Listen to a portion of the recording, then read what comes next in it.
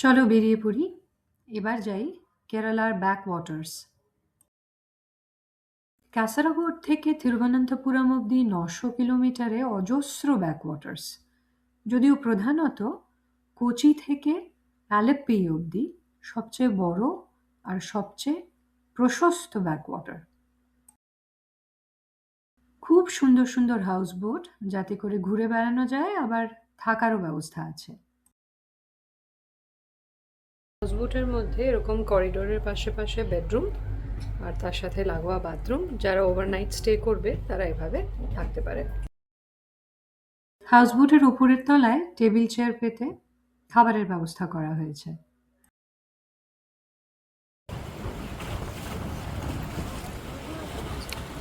আমাদের হাউসবোট এখন চালাচ্ছেন ক্যাপ্টেন নিমিষ।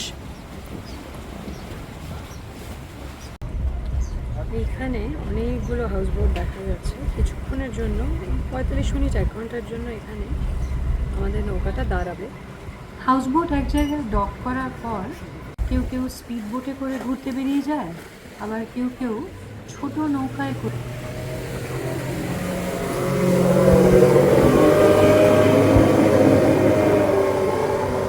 একটা ছোট বোটে করে আমরা এবার আলেপ্পি ব্যাক ওয়াটার্সের সরু সরু ক্যানালগুলো দেখতে বেরোলাম।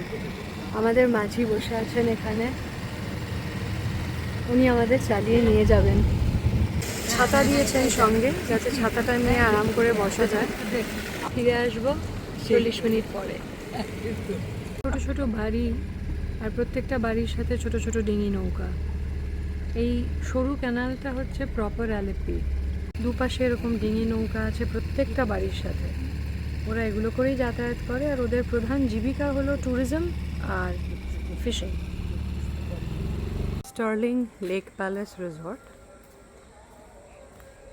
রুমগুলো এভাবে করা, এক একটা সুইট বলা ভালো, রুম না বলে। দুটো তলা, এক একটা তলায় দুটো করে ঘর, বসবার ঘর, শোবার ঘর, বাথরুম আর বড় বড় বারান্দা নিয়ে এরকম স্ট্রাকচারটা।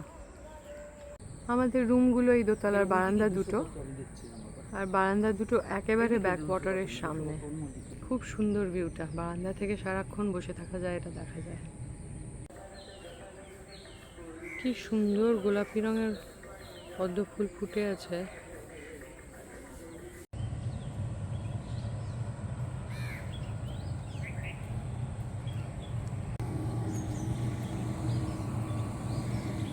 রিসেপশন বিল্ডিংটা বাঁদিকে, আর ডান দিকে ওদের নিজস্ব এই বড় বোটগুলো।